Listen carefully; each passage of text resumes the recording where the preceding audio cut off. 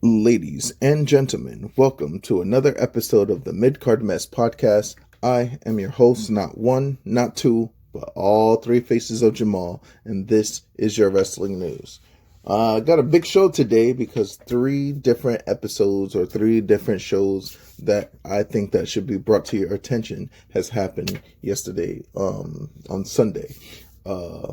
Even still, it probably happened on Saturday as well, but even still, these are some of some wrestling that I think that you guys should really be paying attention to, especially the MLW show that they had. It was MLW Reloaded, which featured the likes of Matt Riddle, the new heavyweight champion, MLW heavyweight champion, and Mystico as well. The Filthy Bros was there, as I mentioned, Matt Riddle and Tom Lawler. Minoru Suzuki with an appearance as well. So, CMLL had a big show, Sábado del Coliseo. They had a big six-man tag match at the end with Flip Gordon, Templero, Neon, Volador Jr. and Los Hermanos Chavez. So they had a banger of a six-man tag match main event. And then also GCW was live in London, and that had featured the likes of Leon Slater and Masha Slamovich, all TNA people. My boy Manders is up in there, and Maki Ito and Mace Warner, who also TNA just got signed and everything like that. So let's get on into it by talking about CMLL really quickly. The first match that they had on the card was Inquisitor versus Astriel, and as you know, CMLL fast-paced, moving, and Inquisitor ended up defeating Astriel for the win. Violente Jr. and Electrico had a tag match with La Ola Negra, which is Raider and Espinanto Jr. And it's basically the next couple matches. It was just a bunch of 2 out of 3 falls tag matches and everything like that. So they how Lucha Libre kind of works, especially in CMLL or AAA, 6-man tag matches or even tag matches, it's mostly 2 out of 3 falls. So that's what enrages the match to go even longer and stuff like that. But Violente Jr. and Electrico did a decent job beating La Ola Negra. So 2 out of 3 falls. Valente Jr. and Electrico for the win. India Sue, Scotty, and Tabata defeated Sanli, Metallica, and Amapola.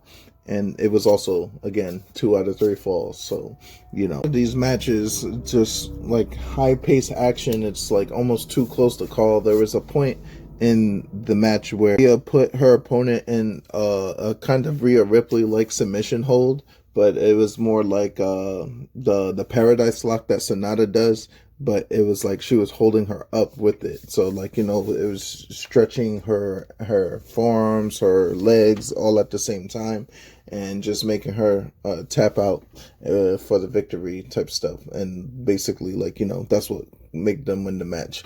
The next match on the card, which was one of my favorites, was Captain Suicida and Los Viejos del Espacio, which is Maxstar and Futuro. They defeated Vegas and Los Chaclas del Ring and El Coyote and Akumura.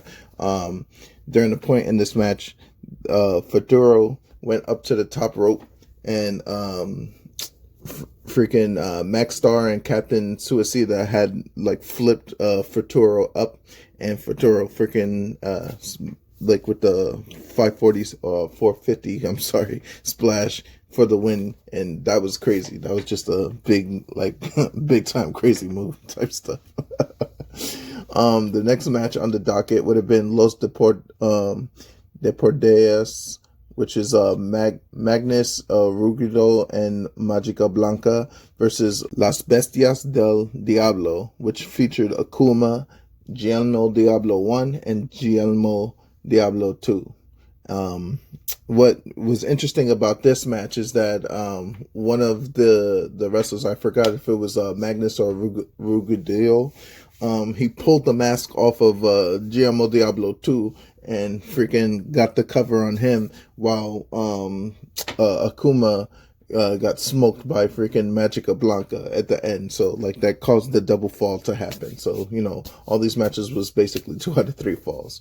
All right. So we have our main event now, which is, Valedor Jr. and Los Hermanos Chavez, the brothers Chavez, Angel de Oro, and Niebla Roja.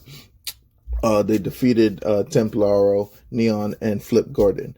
Yes, that Flip Gordon. You know what I'm saying? So basically, as you know, it was a 2 out of 3 falls match. Again, how this match ended was Angel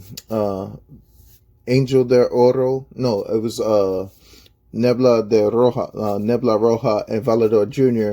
They both tried to block moonsaults from Templaro and freaking Neon, and freaking when Neon and Templaro missed the moonsaults, then Nebla de Roja hits him with a Michinoku driver-esque move, and then Valedor hits the roll-up, and then they both get double counted for the victory, for the one-time victory. So that was CMLL Sábado del Coliseo. So, Sunday at the Coliseum. So, all right. Moving on to GCW Live in London. This was incredible, actually, to say the least. Featuring the likes of, as I mentioned earlier, you had my boy Manders up in there. Jimmy Lloyd versus Leon Slater was a hit. Sidney Akeem, formerly known as the Scripps, and Carmella's concierge and stuff like that. He had a freaking good ass match. Joey Janela back in action. Masha Slamovich defending her JCW championship. Mace Warner from Impact doing everything that he could to that man is crazy. I'm gonna get to it later, but that man was crazy. And Effie defends his title against Cara Noor. So yeah, man, let's get into the first match of the evening, which was the GCW Tag Team Championships, which featured the Garbage Daddies, Alec Price and Cole Roderick, versus Lycos Jim, which is going to be Kid Lycos and Kid Lycos 2. Yeah, man, they had a freaking banger of a match too. I keep saying everybody has bangers, but it's just the fucking truth. I don't discriminate against any type of wrestling, so I guess I should stop saying bangers. They just had a good match. It was the Garbage Daddies put on a freaking good showing here. They showed why they are the tag team champions here. Kid Lycos and Kid Lycos 2 just couldn't match up to the Garbage Daddies at this point, but the Garbage Daddies with the win. Sidney Akeem versus Agile Blanc. We already know Sidney is like that. That boy is like that. He could do the flips, he could do the moves and everything like that, but his character has grown since OTM, since Scripps, since he was the Cavassier of freaking Carmella and stuff like that. So when he was Reggie and shit like that. So it's just incredible to see him work and incredible to see him move. Maki Ito defeats man like Darius, and it was a Maki Ito match. For the first minute and 12 seconds of this match, she just mollywops she mollywops my boy, man. She comes out to freaking Pokemon like the Pokemon theme song, you could hear it. I wanna be the very best, and she just she's walking normal to the ring and everything like that, but when she hits the fucking ring, she just starts beating the shit out of fucking man like Dries and smokes him for the next minute and 12 seconds. It was insane. She ends up winning the match though, but goddamn, that was pretty lit, man. There's nothing like a GCW show, because when you see shit like that's pretty high time, pretty awesome. So the next match on the docket was Luke Jacobs versus Manders, and I want to say that this was a shock to me how Manders lost this match, because I'm a big fan of the one they call Manders. The fact that they beat the hell out of each other for a good 10-15 minutes was really intense, and freaking I was actually surprised that Luke Jacobs was supposed to, that he did defeat Manders here. It was They had a nice little exchange at the end until Manders was on his knees, and then he got hit with a lariat to the back of the head, and then he, in defiance, raised the middle finger to the crowd, but taps out to the rear naked choke, giving Luke Jacobs the victory there. So that was actually surprising to me. It was just surprising that Luke Jacobs defeated Manders. Leon Slater, the hometown boy from freaking the UK, faced off against Jimmy Lloyd, and Jimmy Lloyd is really freaking good. For those that don't know about Jimmy Lloyd, man, that dude is fantastic. The first time I ever seen Jimmy Lloyd was at an ICW show here in New York City, and he really impressed me. That was like back when I first seen Orange Cassidy and freaking the Grim Reaper and everybody of that nature. So it was pretty crazy. So Jimmy Lloyd and Leon Slater, the crowd was very hot for Leon Slater, obviously because he's the hometown hero guy. He's in the UK again wrestling. But Jimmy Lloyd really gave it to him until freaking he didn't, and then he gets hit with the 450 splash. So the hometown boy was gonna win that match. Jimmy Lloyd suffers the defeat to Leon Slater. I mean, Leon Slater is on TV now, so I guess it makes sense. Joey Janela defeated Big Effin' Joe, and Big Effin' Joe didn't really want that smoke, but he got that smoke from Joey Janela. I mean, trying to attempt to put him through the table at the end of the match. Like he tried, Big F and Joe tried to cutter Joey Janela through the table like a RKO, but it really bounced. He bounced off of that table. So then Joey Janela climbs up the top rope and then hits a double stomp. Still, the table didn't break. And then he tried to pin him there, but Big F and Joe is Big F and Joe. He kicked the fuck out. But once he kicked out again, Joey Janela hits that package pile driver on top, bounced that nigga's head off, and then got the victory. Your winner, Joey Janela. The next match on the docket was Masha Slamovich versus Megan Bayne for the JCW Championship. And I just want to say this. They got to run that shit back. And I hope that they run that shit back somewhere. I don't know. Megan Bayne now in AEW, Masha Slamovich in TNA. The TNA has a partnership with WWE, so there's a lot to that goes into this. So, but they definitely have to run this back because the match ended up being a draw. They just beat the hell out of each other for a significant amount of time until the match went to the draw. So they definitely got to run that back. Masha Slamovich is a beast. Megan Bayne is a beast. But I think due to contractual obligations, Masha Slamovich being the Impact Knockouts women's champion and Megan Bayne obviously in AEW now, something's got to give, but they got to run that back. The next match on the docket was Mace Warner versus Drew Parker, which Mace Warner definitely did win. But, I don't mean to downplay this match because Mace Warner is building momentum because of his TNA run. That's just my opinion. That's not necessarily a fact or whatever not, but that's what I think. But Mace Warner is not one to fuck with. That's a bad dude. If you want to find out more, watch some MLW, Back in the Gap, type in Mace Warner, or continue watching Impact Wrestling on Thursdays because him and Steph DeLander's about to do some things. Him and Sami Callihan got a program going on. And this is no shade to Drew Parker. Drew Parker did his thing, but Mace Warner with the victory at the end. Now we get down to the GCW Championship match between Cara Noir and Effie. So here's the thing with Cara Noir. He hasn't been wrestling for quite some time, and he's basically the Black Swan of wrestling, and he's super good.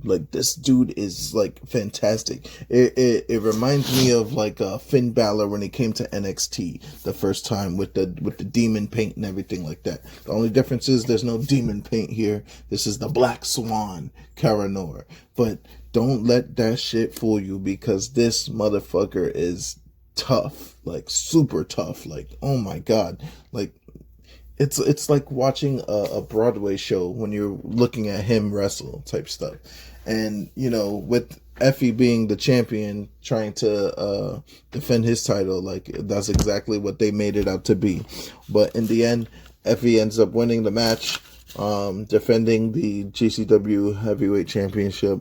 And yeah, man, like what a show that GCW had in London. It was a good show. If you want to watch it, it's probably on the Triller TV app. You can watch it there. Effie really, man, Effie with the win. Effie is still the GCW champion. All right, now we go right into MLW Reloaded. The results are here. We already know the vibes. You had, the Filthy Bros. They immediately come out. Matt Riddle and Tom Lawler, the Filthy Bros. They're riding high on Matt Riddle winning the MLW championship. But for those that don't know, Mad Cruel Kruger and Contra attacked them after the match because Mad Cruel Kruger is the number one contender. He won that ladder match that they had when Matt Riddle won the championship from what's his face? Satoru Kojima. Like, it was a ladder match that had like different briefcases and everything like that, but Matt Kruger won that match, got the number one contender spot. Contra tried to attack them, but they were all fought off, and Tom Lawler and Filthy Top and Matt Riddle are MMA trained, so like they wasn't having none of that shit. Cesar Duran announces his new luchador, which we mentioned earlier in the night with the CMLL. He did lose in a losing effort, but Neon is now an MLW, so that was a good pickup for Cesar Duran and his new he got his faction and everything like that, but Neon is the new luchador. He fought Virus and won, and that is the gist of that. Akira now considered himself the Psycho Samurai. Akira is a vibe. He's the whole Akira is a whole fucking vibe, man. But he now is known as the Psycho Samurai. Shigo Okamura versus Dark Panther. So Okamura and Kojima are still the tag team champions, of MLW. Kojima losing his MLW heavyweight championship doesn't change the fact that he's still the tag team champions with Okamura here, and Okamura had to go one-on-one against Black Panther. How this match ended was Black Panther went up to the top rope. He tried to do a double stomp kind of move, but Okamura moved out the way. He then hits him with a Koji cutter from the top turnbuckle, and then he hits another Koji cutter right afterwards. So that ends Black Panther's terrorization of him, I guess, in this match. But Okamura's old as hell. This goes back to what I've been saying in this podcast for the past couple of days now. Like, some of these guys need to pack it the hell up. I don't see why Black Panther had to lose this match, but Okamura is the tag team champion, so it is what it is, I guess. So Black Panther with the loss, Okamura with the victory. So the next match on the docket shows Bobby Fish versus Ariel Dominguez. Dominguez is really a smaller wrestler with a lot of heart and stuff like that. But so is Bobby Fish. But here's the thing about Bobby Fish. And again, this is what I keep fucking saying. I don't know if Bobby Fish didn't use the Just for Men for nothing or like that, but he's looking old and he's looking tired. Bobby Fish is looking old and he's looking tired. And he ends up beating Angel Dominguez again. It's like, why? Ariel Dominguez, I'm sorry. Why are we pushing these older stars? Let the young stars get the rub off the old stars. It doesn't matter. But I guess they're doing the program with the Rogue Horsemen because Bobby Fish, the Andersons, and Gosling. I can't remember his name off the top of my head, but the Rogue Horsemen are a thing in MLW, and they definitely are a force to be reckoned with, as we mentioned in the next match with Brock Anderson and CW Anderson defeating Paul London and Paul Walter Hauser. Now, Paul Walter Hauser at King of Coliseum last pay-per-view that they had, or wasn't pay-per-view, it was like an event. He was talking about how, he didn't need the Hulk Hogan pop or whatever the fuck else and stuff like that. But, he's a comedian. He's actually a comedian, stuff like that. Paul London was able to graciously be his tag team partner, but the Andersons basically cut that shit short. They fucking handled their business. They defeated Paul London and Paul Walter Hauser. Selena Del Renta and Cesar Duran with Jesus Rodriguez wanted the Oro returned safely and have money secure with them. So they're still going on with that fucking storyline. Somebody that has impressed me since Wrestle Kingdom is Persephone. And Persephone defeated Alejandra Quintelia. Yeah, man, like, Persephone is awesome, dude. Like, if you haven't seen Persephone wrestle, I recommend that you go on YouTube, watch this match, even watch the match that she had at Wrestle Kingdom, or Wrestle Dynasty rather, with Mercedes. No, it wasn't Mercedes. It was Willow Nightingale, Athena, and she won the match. I can't remember. She was part of Hate and Stardom right now. I have 8 billion things going on in my mind, but Persephone definitely impressed me in that Fatal 4-Way match.